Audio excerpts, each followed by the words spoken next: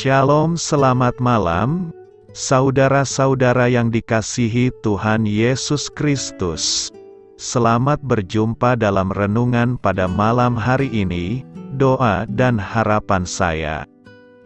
Saudara semua ada dalam keadaan yang baik, sehat, penuh sukacita, dan berlimpah berkat Tuhan. Sebelum kita mendengarkan renungan firman Tuhan, mari sama-sama kita berdoa. Bapa kami yang di sorga, Bapa dalam nama Tuhan Yesus Kristus, Bapa yang baik, Tuhan yang selalu mengasihi dan peduli kepada kami bersyukur untuk berkat kemurahan Tuhan. Penyertaan-Mu dari pagi hingga malam hari ini, oleh karena pertolongan Tuhan, karena tuntunan dan hikmat-Mu saja, maka kami dapat melakukan segala tugas aktivitas kami. Pada saat ini kami mau mendengarkan sabda firman-Mu, urapi kami Tuhan, agar kami mengerti dan taat melakukan kehendak-Mu. Dalam nama Tuhan Yesus, kami berdoa. Haleluya, amin. Sahabat suara kasih, ayat pembacaan Alkitab kita hari ini terambil dari Matius 5 ayat yang ke-43 sampai 48. Matius 5 ayat 43 sampai 48. Kamu telah mendengar firman, kasihilah sesamamu manusia dan bencilah musuhmu.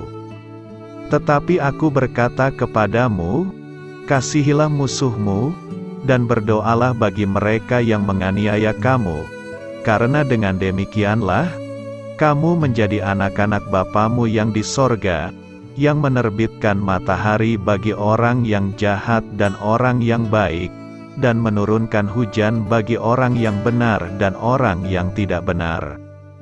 Apabila kamu mengasihi orang yang mengasihi kamu, apakah upahmu?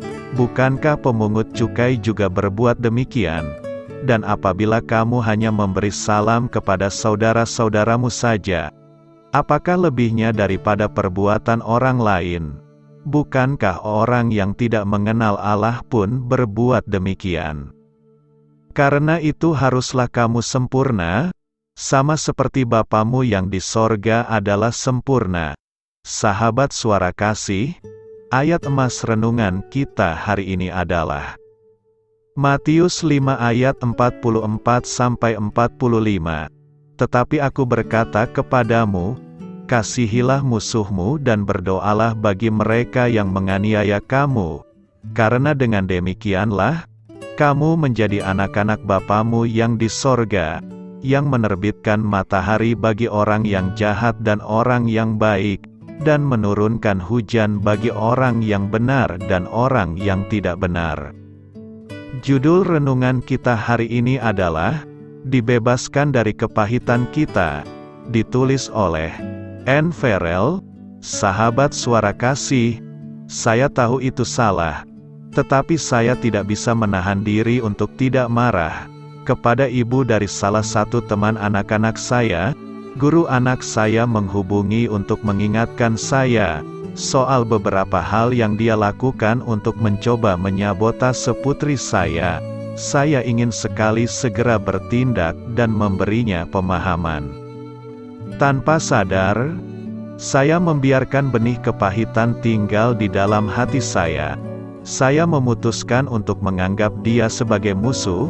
Saya memilih untuk tidak menggubrisnya. Meskipun saya masih menahan kepahitan di dalam diri saya mulai mengabaikan hal tersebut selama beberapa waktu. Hingga Tuhan berbicara kepada saya. Awalnya Dia menyindir saya secara halus. Misalnya kemanapun saya pergi, saya pasti akan selalu bertemu dengan Dia. Setiap kali saya pergi belanja Dia ada di sana. Bahkan saat saya mencoba menghindari wanita itu di dalam supermarket, pada akhirnya saya bahkan hampir menabrak dia. Saat saya tidak menghiraukan peringatan Tuhan, Dia berbicara langsung ke dalam hati saya. Tapi saya kembali menghindarinya, hingga di suatu acara sekolah, saya mendengar Tuhan berbicara dengan jelas. Dia mengingatkan saya akan kata-kata dalam Matius 5 ayat 44-46. Kasihilah musuhmu dan berdoalah bagi mereka yang menganiaya kamu, karena dengan demikianlah kamu menjadi anak-anak Bapamu yang di sorga, yang menerbitkan matahari bagi orang yang jahat dan orang yang baik, dan menurunkan hujan bagi orang yang benar dan orang yang tidak benar. Apabila kamu mengasihi orang yang mengasihi kamu, apakah upahmu? Bukankah pemungut cukai juga berbuat demikian? Lalu saya mencoba membuat pembelaan. Tapi Tuhan, aku mengasihi banyak orang kok. Aku hanya tidak suka dengan satu orang itu. Tuhan jelas menegaskan kembali kalimat ini. Kasihilah musuhmu. Kita semua mungkin pernah bertemu dengan orang-orang menjengkelkan, atau yang mengganggu kita. Ada orang yang sengaja atau tidak sengaja menyakiti kita. Kita mungkin percaya bahwa kita berhak kecewa atau terluka, atau marah terhadap orang tersebut.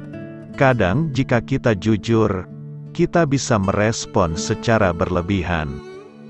Seperti saya seharusnya punya hak untuk marah dan memusuhi wanita itu, karena sudah melakukan hal yang buruk terhadap anak saya.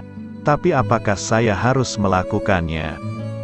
Kitab Yakobus 2 ayat 10 memberitahukan kita tentang hal ini. Sebab barang siapa menuruti seluruh hukum itu, tetapi mengabaikan satu bagian daripadanya, ia bersalah terhadap seluruhnya. Sahabat Suara Kasih, kita diminta untuk mengasihi Tuhan dengan segenap hati, jiwa dan pikiran kita. Tetapi kemudian kita juga disuruh untuk mengasihi sesama kita seperti diri kita sendiri. Tuhan tidak meminta kita untuk hanya mengasihi orang-orang yang baik kepada kita, atau yang pantas kita kasihi. Sebaliknya, kita diminta untuk mengasihi musuh kita.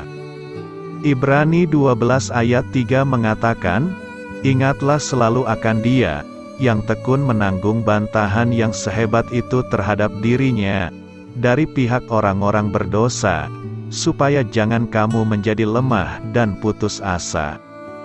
Marilah kita renungkan, saya tahu apa yang harus saya lakukan.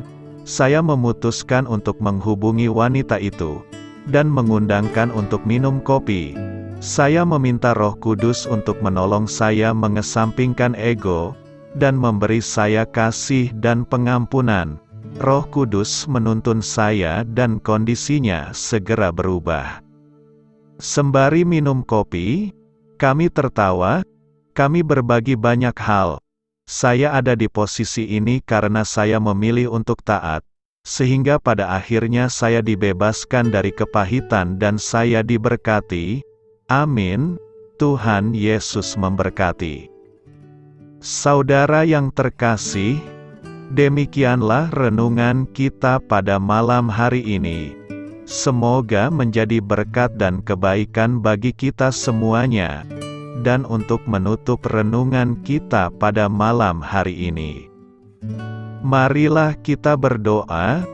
Bapa kami yang di sorga, Bapa, di dalam nama Tuhan Yesus Kristus, kami bersyukur Bapa, karena Engkau memberikan begitu banyak berkat di dalam hidup kami.